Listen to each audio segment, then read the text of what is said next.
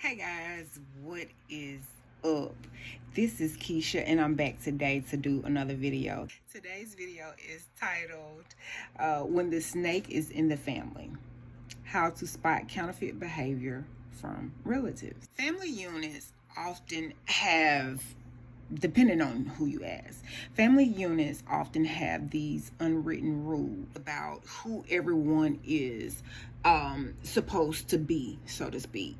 When or if you decide that you want to break out of that mold, then you have people who become very uncomfortable. And in that uncomfortability, it may trigger some behaviors such as anger, rage, and even envy. People are fine with you as long as you stay in that role that they have assigned to you. And the moment that you step outside of that role, then that's where the problem comes in. Maybe you're the quiet one of the family. Maybe you're the shy one. Maybe you're the one who's always struggling. Maybe you're the one that people constantly have to bail you out of stuff. And that moment that you are no longer struggling, the moment you start getting your life together and building that business or pursuing your dream or getting your life on track, breaking generational curses, standing in your worth, rewriting that script that they, rewriting the narrative that they assigned to you, then and only then will it become a problem. Understand that a counterfeit relative will not celebrate your evolution. Absolutely not.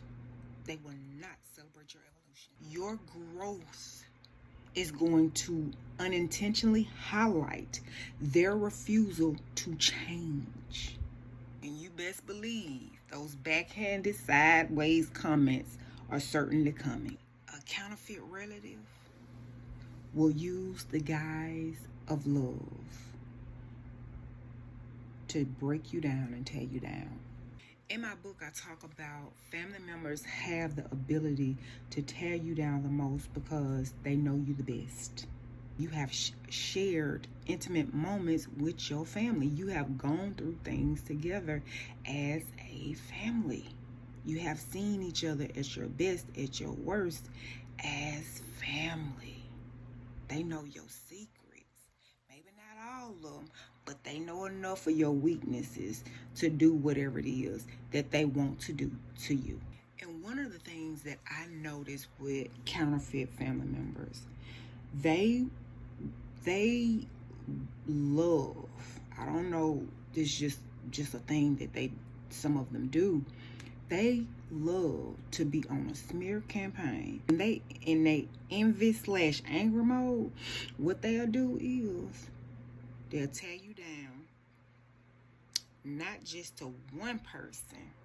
They're going to be on the hunt for searching high and low, whatever family member is, whoever going to listen to them is they going to smear you to them. When you have a counterfeit family member, sometimes they love you and hate you so bad, they can't keep it to their doggone self. They got to tell whoever will listen. They'll do so through subtle gossip, being a little concerned, a whole hell of a lot nosy.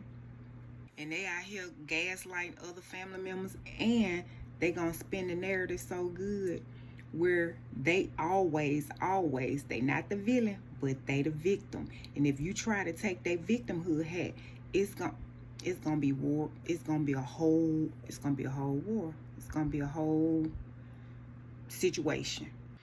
And when they get through making themselves the victim and you are the villain, they're going to project it as, oh, well, this person is XYZ element of P, and I have to protect my peace from them. I got to protect my energy. Meanwhile, they the whole villain. They the whole vampire. They the whole antagonizer in the story. They the whole everything that's bad in the narrative.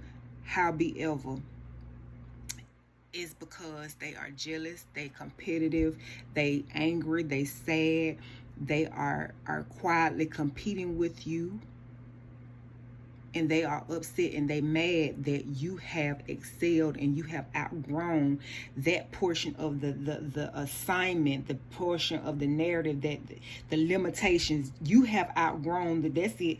You've outgrown the limitations that they've placed on your life. Now you the bad guy because they feel like you think you better than them because you have grown and you have developed and you have chosen to elevate your life above the limited narrative that they have placed onto you.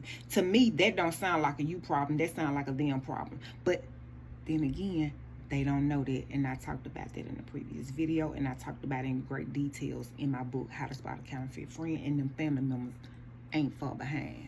You cannot control the family grapevine.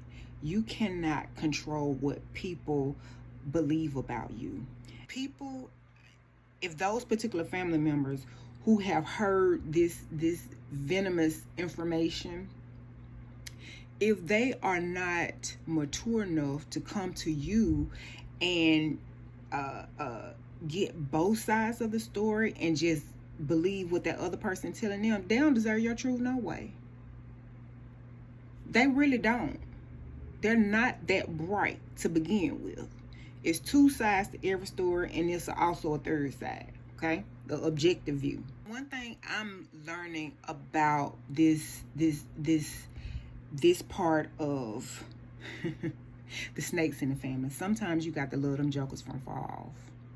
Sometimes you got to love them from your house, from over there to their house. Sometimes you have to just treat, baby, let me tell you, at this point, I don't have no long handle spoon. I got a whole shovel. My spoon real long. Society tells us blood is thicker than water. Yeah, and I have this saying, yeah, that's all it is. Blood is thicker than water. And it tells us that, and it has taught us that because it has taught us to tolerate abuse, disrespect, envy, jealousy, dysfunction. But shared DNA does not give anyone the license to mistreat you, misuse you, disrespect you, tear you down, and make you feel like you're less than, you're drained of your energy, your life source, all of those things. That's not okay. It is not okay. And so when that saying comes, blood is thicker than water, yeah, that's all it is. It absolutely is. Visibly, it definitely is visibly. Yes, it is. But that does not give people a license to mistreat you, talk about you, and tear you down in any type of way, shape, or form. Now, people have the right to say what they want to say. And you have the right to decide what you respond to. And since you are growing, you're elevating, and you're moving on to bigger and better things, you don't have to respond to that. You really don't. And one thing I talk about in my book is no contact or structured access, because everybody does not need to have access to you. Not that you some heart surgeon, you out here saving lives. I'm not saying it. But because if you continuously allow people to dissect your purpose and your reason for living and existing, you're going to be bad as a fruit. You're going to be bad as a fruitcake. And that is not okay. You're not going to fulfill your reason for existing while you're on this planet. And that too is not okay. And like I said before, you have to learn how to love people from a distance. You do. And you can pray for them. You can wish them well. But you can keep them also at arm's length.